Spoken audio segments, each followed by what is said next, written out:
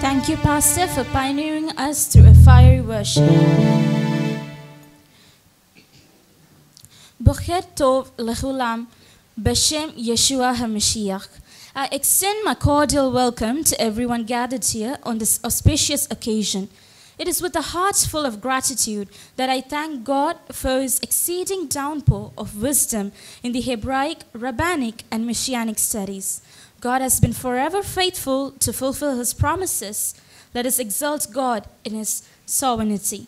I humbly call our Rabbi, Singanathan, to enlighten and edify us by giving us a divine revelation on God's word. Test. Hallelujah. கர்த்தர் நல்லவர். ஆமென். இன்னும் வந்துக்கிட்டே இருக்கிறாங்க. நோவா பேழை கதவு திறந்திருக்கிறது மாதிரி திறந்து கொண்டிருக்கு, வந்து கொண்டே இருக்கிறார்கள். சரி, நம்ம மத்தியில் குவைத்திலையும் ஸ்ரீலங்காலையும் ஊழியம் செய்கிற ஊழியக்காரர்களும் ஊழியக்காரியும் நம்ம மத்தியில் இருப்பது மிகுந்த சந்தோஷம். கர்த்தரால் அபிஷேகம் பெற்றவர்கள் நம்ம வீட்டில் தான் தங்கியிருக்கிறாங்க. ஆமென். அது எங்களுக்கு இன்னும் மிகுந்த ஸ்லாக்கியம். அவங்களோடு கூட பேசி பழகுவதற்கு கர்த்தர் கிருபை கொடுத்தார். அவர்கள் நம்ம மத்தியில் இருப்பது மிகுந்த சந்தோஷம். ஆமென். சரி, இப்பொழுதும் அப்படி இப்படின்னு டைம் ஆயிடுச்சு, 10:45 ஆகுது. ஆனால் உங்களை 1 மணிக்கு விட மாட்டேன். 1:30க்கு தான் நமக்கு லஞ்ச் டைம். சரியா? நான் சப்ஜெக்ட் வந்து ரொம்ப ஹெவி சப்ஜெக்ட். வந்து இடையில டீ டைம் இருக்குது. உங்களோடு கூட இந்த நாளில் கர்த்தருடைய வார்த்தையை பகிர்ந்து கொள்ளும்படியாக கர்த்தர் கொடுத்த இந்த ஸ்லாக்கியத்துக்காக நன்றி. அப்போஸ்தலனாகிய யோவான் எழுதின சுவிசேஷ புஸ்தகத்தில் 12வது அதிகாரம் தான் நம்ம பார்க்குறோம். சரியா? 12வது அதிகாரம் தான் நம்ம படிக்க போகிறோம். பொதுவாக இருக்கிறபடினாலே நான் கொடுத்த நோட்ஸ் உங்களுக்கு கொடுக்காம முன்னாடி வந்துடலாம். பாசஸ் உங்களாம் முன்னாடி வாங்க, முன்னாடி வந்து உட்காருங்க. வர்றவங்க பின்னாடி உட்காந்து கொண்டோம். கர்த்தர் நல்லவர். ஆமென். ஒரு சாப்பாடு கடைக்கு போகிறோம் பாருங்களேன். சர்வ் பண்ணும்போது கூட கோட் போட்டு தான் சர்வ் பண்ணுறாங்க. ஏன்? ஒரு கணம். சரியா? ஜட்ஜி என்ன பண்ணுறாங்க? கோட் போடுறாங்க. ஏன் வக்கீல்கள் கோட் போடுறாங்க? லா. சரியா? நம்மளையே எல்லாருக்கும் கோட் போடுங்கன்னு சொல்கிறது பந்தா பண்ணுறதுக்கு இல்லை, நியாய பிரமாணம். ஆமென். வானத்தையும் பூமியை உண்டாக்கின கர்த்தருடைய நியாய பிரமாணம். இந்தியாவுடைய நியாய பிரமாணம் வேறு, அமெரிக்காவுடைய நியாய பிரமாணம் வேறு, ஆஸ்திரேலியாவுடைய நியாய பிரமாணம் வேறு. ஆனால் வானத்தையும் பூமியை உண்டாக்கின கர்த்தருடைய நியாய பிரமாணம் பூமியில் இருக்கிற எல்லாருக்குமானது. ஆமென். அதை நாம் ஜனங்களுக்கு சொல்லி கொடுக்கும் பொழுது பவுல் வந்து அங்கேன்னு சொல்கிறார, அதான் ப்ரேயர் ஷால். அங்கே என்னது? Prayer shawl. நான் மறந்துட்டு வந்து எடுத்துகிட்டு வர சொல்கிறார. ஒரு ப்ரேயர் ஷால் போடுவாங்க. அதுக்கப்புறம் இன்னொன்று இருக்குது, அதான் கணத்துக்கு உண்டான. இப்போ நம்ம ஷால்வை போடுறோம் பாருங்களேன், அந்த மாதிரி. ஏன்னா அது வந்து இஸ் ஒரு ரெஸ்பான்சிபிள், நம்முடைய கடமை. இப்போ சகோதரிகள்லாம் முக்காடு போடுறோமா இல்லையா? அதுபோல் வேதத்தை நீங்கள் எடுத்து இப்போ சொல்கிறதா இருந்தால் அதுக்குண்டான கணம் இருக்கிறது. ஆமென். சரியா? நாமெல்லாம் ஆபிரகாமுடைய சந்ததி. சரி, கர்த்தர் நல்லவர். யோவான் 12வது அதிகாரத்தில் 12 உங்களுக்கு எல்லாருக்குமே தெரியும். 12 டீச்சிங். எத்தனை வசனம் இருக்குது? 50 இருக்குது. ஆமென். ஏன் 12வது அதிகாரம் 50 வசனத்தில் கொடுக்கப்பட்டிருக்கு? வேதத்தில் ஒரு எழுத்தாகிலும் எழுத்தின் உறுப்பாகிலும் அவமாய் போகாது. ஆமென். கர்த்தருடைய வேதத்தை மகிமைப்படுத்துகிற, பிரஸ்தாபப்படுத்துகிற, உயர்த்தி காண்பிக்கிற இடத்துல தான் உங்களை என்னையும் வைத்திருக்கிறார். ஆமென். நம்ம ரொம்ப சீப்பாக நடக்கக்கூடாதுன்னு சொல்லி தான் நமக்கு எல்லாருக்குமே என்ன செய்கிறோம்? நம்ம வந்து ரொம்ப இந்த உலகத்துக்கு முன்மாதிரியா, நம்மளாம் வெளிச்சத்தின் பிள்ளைகள். சரியா? இப்போ நல்லா கவனிங்க. 50 வசனம். சரியா? ஒரு வருஷத்துக்கு டீச் பண்ணலாம். இதை இந்த வசனத்தை ஒரு வருஷத்துக்கு டீச் பண்ணலாம். அவ்வளோ விஷயம் இருக்குது. சரியா?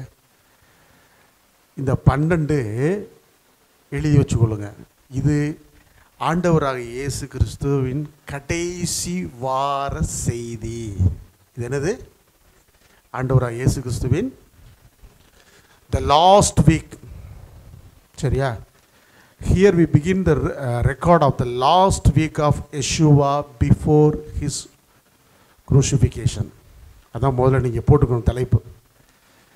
3 வருஷ ஊழியத்தில் கடைசி வார ஊழியம் தான் இது. சரியா? அப்போ எவ்வளோ விஷயங்கள் உள்ள அடங்கியிருக்கும்.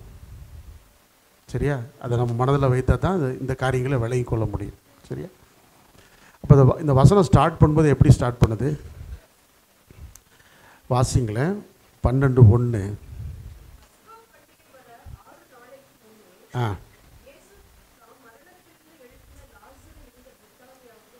ம் ம் ஓகே. ஆமென். பஸ்கா. இந்த பஸ்கா 3வது பஸ்கா. ஆண்டவராக இயேசு கிறிஸ்து ஊழியத்துக்கு வந்த பின்பு அவர் கொண்டாடுகிற 3வது பஸ்கா. என்னது? 3வது பஸ்கா. இதே நீங்கள் ஒரு செர்மன் எடுக்கலாம். ஃபஸ்ட்டு பஸ்காவில் அவர் எப்படி பிஹேவ் பண்ணார், செகண்ட் பஸ்காவில் எப்படி பிஹேவ் பண்ணார், தேர்ட் பஸ்காவில் எப்படி பிஹேவ் பண்ணார். It's large subject. இதுவே வந்து நீங்கள் என்ன செய்யலாம்? அவர்ஸ் டு அவர்ஸ் டீச் பண்ணலாம். சரியா? இப்போ இந்த பஸ்கா பண்டிகைக்கு எங்கே வர்றாரு? ஏன் பெத்தானியாவுக்கு வந்தார்? ஏகப்பட்ட ரகசியங்கள் உள்ள அடங்கியிருக்கு. ஆமென். ஏன் பெத்தானியாவுக்கு வந்தார்? பெத்தானியா எருசலேம் இருக்குது பாருங்கள். எருசலேம்லேருந்து ஒரு 1.5 கிலோமீட்டர். எருசலேம்லேருந்து கீழே எத்துனது ஒரு 1.5 கிலோமீட்டர் தூரம்தான். சரியா? கடைசி வார ஊழியத்தை பெத்தானியாவிலிருந்து ஆசரிக்க விரும்புகிறார். பெத்தானியா அப்படின்னா என்ன அர்த்தம்?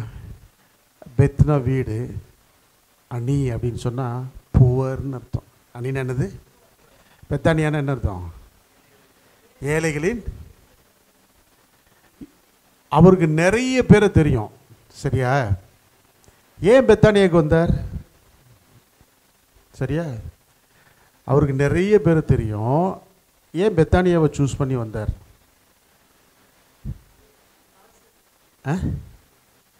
லாசர் வீட்டுக்கு ஏன் வந்தார்? அந்த ஊரே ஏழைகளின் ஊருங்க. பெரிய பணக்காரெலாம் இருக்க மாட்டான். சரியா? ஏழைகள் ஊர். ஏன் வந்தார் தெரியுமா? அதுக்கு பின்னாடி ரீசன், 2 ரீசன் இருக்குது. பெத்தானியாவுக்கு ஏன் வந்தார்? பெத்தானியாவுக்கு வர்றதுக்கு காரணம் என்ன? பெத்தானியா ஒரு தீர்க்க தரிசனமாக சொல்லப்பட்ட ஊர். கழுதையின் மீதும் கழுதை குட்டியின் மீதும் வருவார் சொல்லப்பட்டிருக்க. அதில் நமக்கு தமிழில் டிரான்ஸ்லேட் பண்ணும்போது தாழ்மை உள்ளவர்னு போட்டிருப்பான். இந்த வசனத்தை வேணால் நான் சொல்கிறேன், அப்போ ஈஸியாக உங்களால் விளங்கி கொள்ள முடியும். சகரியாவா? சகரியா 9:9 வாசிங்க. ஆ ஆ ஆ ஆ ம் ம் ம் தாழ்மை உள்ளவர் அல்ல, ஏழ்மை உள்ளவரும். ஸோ புவர் தமிழ் என்ன மொழிபெயர்த்துட்டாங்க? தாழ்மை உள்ளவரும். தாழ்மை அல்ல, நீ. அதான் பெத்தானியா. அதுக்கு தான் பெத்தானியாவுக்கு வர்றார். ஏன்னா தீர்க்க தரிசனம் நிறைவேறணும். அது ஒரு பகுதி. இன்னொரு பகுதியும் இருக்கிறது. சரியா? உங்களிடத்தில் 1:30 வரைக்கும் இருக்குது. அதனால் நிதானமாக உட்கொள்ளுங்க. சரியா? நிறைய விஷயம் இருக்குது. இப்போ ஏன் பெத்தானியாவுக்கு வர்றாரு? இது ஏழைகளின், ரொம்ப பணக்காரங்க கிடையாது. ஸோ எருசலேமுடைய கட்டமைப்பை நீங்கள் புரிஞ்சுக்கணும். சரியா? அப்பர் எருசலேம், லோவர் எருசலேம் 2 இருக்குது. அப்பர் எருசலேம், இந்த லோவர் எருசலேமில் இருக்கிறவங்கெல்லாம் வெரி புவர். சரியா? அப்பர் எருசலேம் போகணுன்னு சொன்னால், இப்போ நம்ம தமிழில் வாசிக்கிறோம்ல, சீயோன் குமாரத்தியே, எருசலேம் குமாரத்தியே படிக்கிறோமா? சீயோன் குமாரத்தியே, சீயோன் குமாரத்தியன்னா அது அப்பர் எருசலேமை குறிக்குது. சரியா? எருசலேம் குமாரத்தியன்னா முழுசையும் குறிக்குது, கீழே உள்ளதையும் சேர்த்து குறிக்குது. புரியுதா உங்களுக்கு? இந்த சீயோன் குமாரத்திங்கிறோம், நான் சொல்கிற மாதிரி, இந்த சீயோன்கிறது எருசலேமில் இருக்கிற தேவாலயத்தை சுற்றி இருக்கிற ஏரியா. இதை வந்து என்னென்னா மதில் போட்டு மூடி இருப்பாங்க. இதில் யார் யார் இருப்பா? High official, Roman authorities, priest, சரியா, ஜெனரல்ஸ். அங்கே வந்து வெரி எக்ஸ்பென்சிவ், ரொம்ப எல்லாமே வெரி எக்ஸ்பென்சிவ். சரியா? பரிசேயர்கள், சதுசேயர்கள் அவ்வளோ அங்கே இருப்பாங்க. அதுக்குள்ளே போகணுன்னா கதவை பூட்டி போடுவான். கேட் இருக்குது, பெரிய கேட் இருக்குது, அதுக்குள்ளே தான் போகணும், கதவை பூட்டிடுவான். லோவர் எருசலேம் அப்படி இல்லை. சரியா? அங்கே விற்கிற பொருள்கள் எல்லாம் வெரி காஸ்ட்லி. தங்கம், சில்வர், விலை உயர்ந்த பொருள்கள். இப்போ நம்ம வேதத்தில் படிக்கணும்ல, ஆண்டவர் வந்து அப்படி சவுக்கு எடுத்து இந்த எம்ஜிஆர் படத்தில் காமிக்கிற மாதிரி டம்மு டம்மு டம்மு டம்முன்னு அடிக்கிற மாதிரி காமிச்சானே. யார் தெரியுமா அடிக்கிறாரு? புவர் பீப்புள் கிடையாது. நல்லா புரிஞ்சுக்கொள்ளுங்க. எருசலேமில் நல்லா புரிஞ்சுக்கொள்ளுங்க. எருசலேம் மேலே ஒரு ஏரியா, கீழே ஒரு, இது வந்து லோவர் சிட்டி. இங்கே யார் யார் இருப்பா? கைவினை பொருள் செய்கிறவன். சரியா? கைவினை பொருள் செய்கிறவன், இரும்பு, பித்தளை, இந்த விவசாய பொருள்கள் செய்கிறவங்க, இந்த பழங்கள், ஃப்ரூட்ஸு மார்க்கெட்டில் செய்கிறவங்க, இது பூரா இந்த லோ லெவல் ஒரு பூரா கீழே. சரியா? உச்சிதமானதெல்லாம் மேலே. சரியா? அதுக்கு ரொம்ப டிஃப்ரென்ஸ் இருக்குது. எல்லாம் விளங்கி கொள்ளணும். அப்போ தான் உங்களுக்கு வசனத்தை சரியாக விளங்கி கொள்ள முடியும். சரியா? ஏன் கலட்டி மேலே அடித்தார் கீழே அடிக்காமல் அப்படின்னா அதுக்கு ரீசன் இருக்குது. கொஞ்சம் பின்னி எடுத்தது பூரா பணக்காரன், அவன் பூரா திருடன். வேறு இந்த பூரா ஆள் யார்? ஏமாற்று பெருவழிகள், வஞ்சிக்கிறவர்கள், ஜனங்களை வஞ்சிக்கிறவர்கள். கீழேருந்து எந்த விதமான ஆஃபரிங் பொருளையும் கொண்டு போக முடியாது, அதுக்கு வரி போடுவான், டேக்ஸ். இப்போ ரோமன் அத்தாரிட்டிஸ் இருப்பான், டேக்ஸ், அந்த என்ட்ரன்ஸ்குள்ளே டேக்ஸ் கொடுத்தா தான் உள்ளே அனுப்புவான். இந்த லோவர் எருசலேம், லோவர் சிட்டிக்கு கீழே தான் பெத்தானியா இருக்குது. பெத்லகேம், பெத்தானியாலாம் அங்கே கிராமம். இப்போ ஏன் இவர் வந்து பெத்தானியாவுக்கு போகிறார்? நல்லா புரிஞ்சுக்கொள்ளுங்க. இது கடைசி வார ஊழியம், ஆண்டவராக இயேசு கிறிஸ்துடைய கடைசி வார ஊழியம். நல்லா ஞாபகம் வச்சுக்கணும். சரியா? இப்போ உள்ளே கூட்டிகிட்டு போகிறார், உள்ளே கூட்டிகிட்டு போகிறார். இப்போ போகும்போது ஏன் இங்கே போகிறாரு, பெத்தானியாவுக்கு போகிறாருன்னு சொன்னால், அது குறிப்பாக ஏன் லாசர் வீட்டுக்கு போகிறாரு? இந்த லாசரை பற்றி கதை இது நிறைய இருக்குது. இதில் இருந்து நிறைய விஷயங்கள் சொல்லணும். ஃபஸ்ட்டு இதை சொல்லிடுறேன். இப்போ உள்ளே போனால் ஏன் இங்கே பெத்தானியாவுக்கு போகிறாரு அப்படின்னு சொன்னால், பெத்தானியாவுக்கு ஏன் போகிறாரு? அதுக்கு வசனம் பிடிச்சா புரியும். இதுக்கு முன்னாடி இந்த 12:1 முன்னாடி போங்க.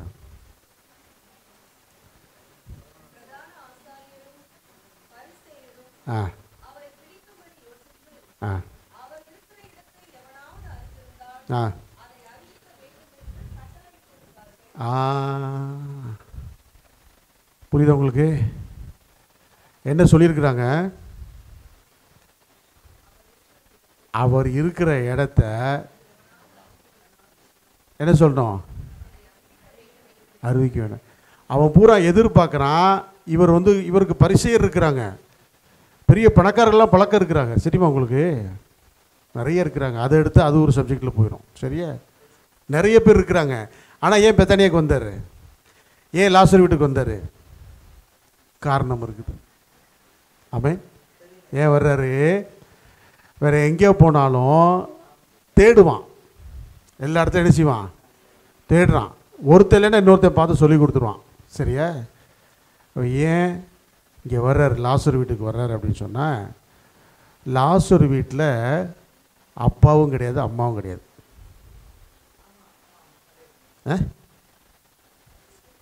நான் ஃபோட்டோ பார்த்ததுனால சொல்கிறேன். அவங்க வீட்டு ஃப்ரேமில் என்ன இல்லை? அப்பாவும் இல்லை, அம்மாவும் இல்லை. அனாதையாக இருக்கிறார்கள். ஏன் அப்பா அம்மா இல்லை? அப்பா அம்மா இறந்து போய்விட்டார்கள். சரியா? என்ன காரணம்? பின்புலம் சொல்கிறேன். கல்யாணம் பண்ணோன்னே குழந்தை பிறக்குது.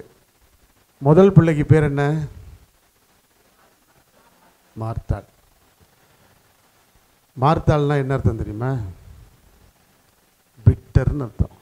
ஏன்னா அதனுடைய ரூட் வந்து மார், மெம்ரேஷ். ஹீப்ரூல சொன்ன மெம்ரேஷ், மார், கசப், பிட்டர். சரியா? புள்ள ஆம்பளை புள்ள பிறக்கல. எது பிறக்குது? பெண் குழந்தை பிறக்குது. ஆம்பளை பிள்ளை எதிர்பார்க்குறாங்க, பொம்பளை பிள்ளை பிறந்துருச்சு. பொம்பளை பிள்ளை பிறந்தோன்னே பேர் என்ன வைக்கிறாங்க? இன்னொரு காரியமே நீங்கள் விளங்கிக்கணும். மோசையுடைய காலத்தில், மோசையுடைய அடிமைப்பட்டிருந்த காலத்தில் உங்களுக்கு நான் நடத்தியிருக்கிறேன். 100 வருஷத்தில் எப்படி இருந்துச்சு? 100 வருஷம் எப்படி இருந்துச்சு? பயங்கரமான டிப்ரெஷனில், பயங்கரமான அழுத்தத்தில், பயங்கரமான கொலைகள், கற்பழிப்புகள்லாம் நடக்கிற இடம். ஆண்டவராக இயேசு கிறிஸ்து காலத்தில் அங்கே வந்து எகிப்தில் அடிமை, இங்கே வந்து ரோமர்களுடைய அடிமை. இஸ்ரேல் தேசம் ரோமர்களுக்கு அடிமையாக இருந்துச்சு. 4 பொம்பளை பிள்ளைகளுக்கு ஒரு பொம்பளை பிள்ளை பேர் வந்து மரியமில் வந்துடும். மரியம்னு வருதா? மரியாவுக்கும் என்ன அர்த்தம்? அதனுடைய ரூட்டும் மார், மெம்ரேஷ், மார். சொன்னால் என்ன அர்த்தம்? பிட்டர் சொல்லுங்க. பிட்டர். வாங்க கொஞ்சம் முன்னாடி வந்துருங்க, முன்னாடி வந்துருங்க. வாங்க. புரியுதா உங்களுக்கு? ஆண்டவராக இயேசு கிறிஸ்து நாட்களில் குறைஞ்சது 4 பொம்பளை பிள்ளைங்களுக்கு ஒரு பொம்பளை பிள்ளை பேர் என்ன? மரியம், மார்த்தாள். அப்படி அதனால தான் ஆண்டவராக இயேசு கிறிஸ்துக்கு எத்தனை மார்த்தாள்களுக்கு? நிறைய மார்த்தாள். ஏன் வர்றா தெரியுதா உங்களுக்கு? மரியாள், மார்த்தாள் எல்லாமே ஒரே தான், ஒரே அர்த்தம் தான், கசப்பு தான். எல்லாமே என்னது? அதனுடைய ரூட்டோட என்னது?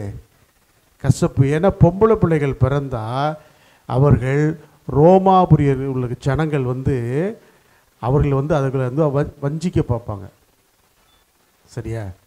அது வந்து இயற்கையாக புரிஞ்சு கொள்ள வேண்டிய விஷயம். அதனால தான் பொம்பளை பிள்ளை பிறந்தால் முதல் பேர் என்ன வச்சுருந்தாங்க? கசப்பு. கசப்பா பொம்பளை பிள்ளை பிறந்துட்டாலே இவ எப்படி சர்வே பண்ணுவா? ஏன்னா தேசம் என்னத்தில் இருக்குது? அடிமைத்தனத்தில் இருக்குது. நல்லா விளங்கி கொள்ளுங்க. சரியா? இப்போ நம்ம சுயாதீனத்தில் இருக்கிறோம், போகிறோம் வர்ற நல்லா ஜம்முன்னு இருக்கோம். இப்போ நாமளே அடிமைப்பட்டிருந்தோம்னா நாம் இப்படி இருக்கிற என்னடா கோட் சூட்டு போட்டு கூப்பிட்றோம்டா கல்ட் சொல்லணும் இல்லையா? அந்த நாட்கள் அப்படி தான் இருந்தது. அப்போ தான் நீங்கள் விளங்கி கொள்ள முடியும் ஆண்டவருடைய ஊழியம் என்னன்னு சொல்லி. முதல் பிள்ளை பிறக்குது, ஆம்பளை பிள்ளை இல்லை. யூத குடும்பத்தை பொறுத்த வரைக்கும் ஜெனரேஷனை டெவலப் பண்ணணும்னா யார் வேணும்? ஆம்பளை பிள்ளை அடுத்த ஜெனரேஷனை கொண்டு போகணும்.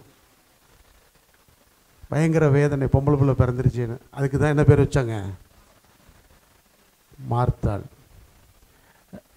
அப்புறம் பார்த்தா 2வது பொம்பளை பிள்ளை என்னதான் வருது? 2வது பொம்பளை பிள்ளை என்னது? மரியாள்னு பேர் வச்சுட்டாங்க. இப்போ ரெண்டுமே என்ன அர்த்தம்? கசப்பு. இப்போ கடவுள்கிட்ட ஜெபம் பண்ணுறாங்க, கடவுள்கிட்ட ஜெபம் பண்ணுறாங்க,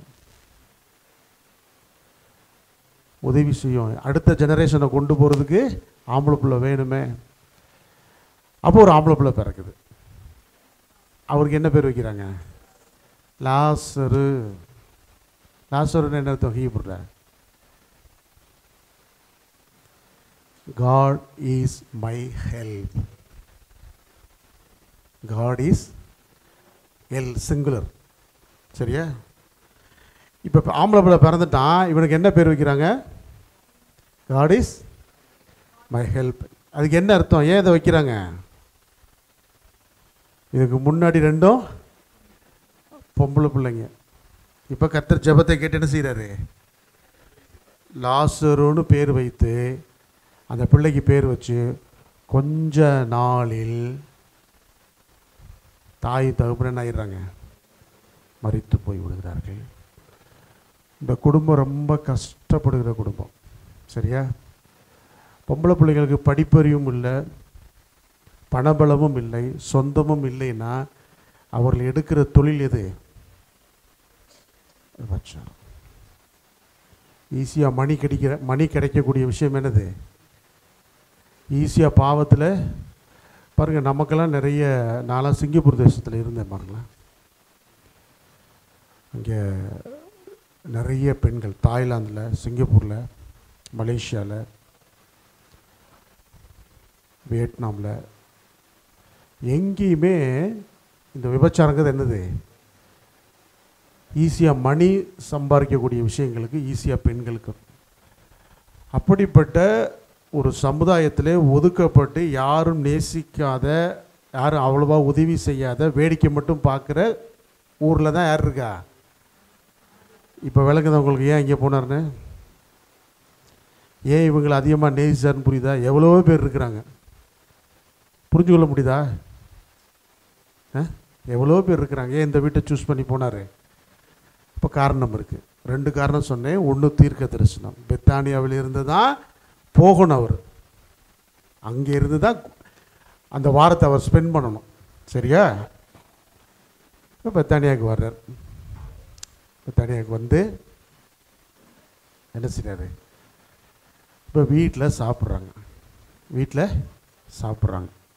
அப்போ பஸ்காவுக்கு வந்து ரொம்ப அழகாக இங்கே சொல்லப்படுது. இனி பஸ்கா வருவதற்கு 6 நாளைக்கு முன்பாக இந்த சம்பவம் என்ன நடக்குது? 6 நாளைக்கு முன்பாக. அப்போ இது இன்னும் எத்தனை நாள் இருக்குது? அப்போ கணக்கு இந்த நாள்லேருந்து இன்னும் எத்தனை நாள் இருக்கு? 7 நாள். யார் 5 நாள் சொன்னா? 7 நாள் கணக்கு. அதான் உங்களுக்கு சொன்னேன், லாஸ்ட் வீக்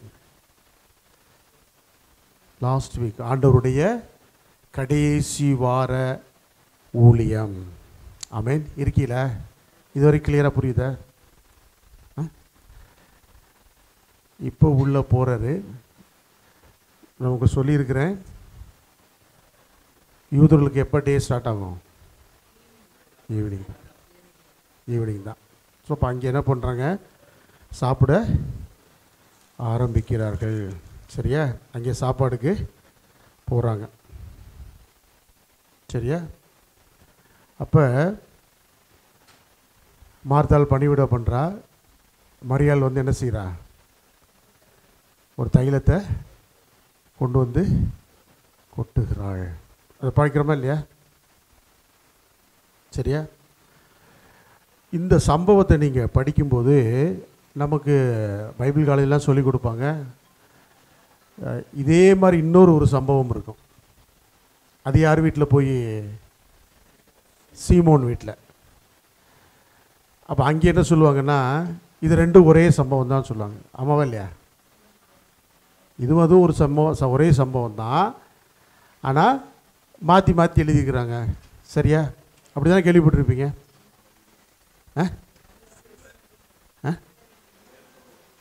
யாருங்க? அது வந்து வேறு சம்பவம். அதாவது வேறு சம்பவம்னா அதுவும் இந்த கடைசி வாரத்தில் நடந்தது தான். நமக்கு 2 தான் ரெக்கார்டு கொடுக்கப்பட்டிருக்கு. சரியா? வேதத்தில் 7 நாள் அவர் ஸ்பெண்ட் பண்ணுறாரு.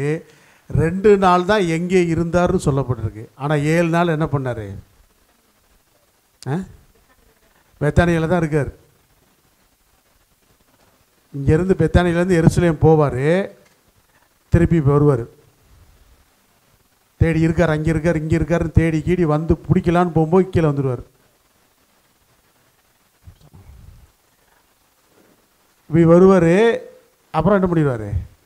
இப்படி இந்த 1 வாரம் அப்படியே காண்பிக்கிற காரியம். இது 6 நாளைக்கு முன்பு. அது பார்த்தீங்கன்னா மார்க் 14வது அதிகாரத்தில் 1லிருந்து 9 வாசிங்கன்னா,